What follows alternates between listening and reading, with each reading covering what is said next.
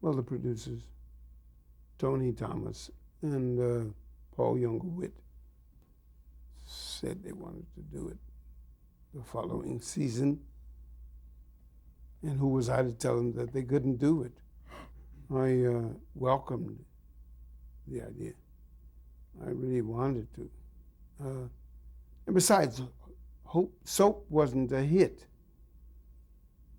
It played well before people who really liked it and couldn't live without it, of which there were legion. I mean, there were many, many people who really loved Soap. And if you see it to this day, it still holds up. It's a marvelous show. Incidentally, I might add, Susan Harris wrote the first two years of Soap by herself. She's prolific.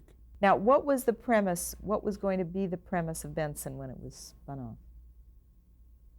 I was going to get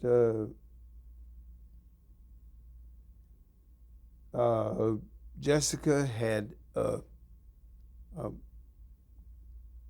cousin or something who was governor of a state, and he needed a major domo, if you will, butler.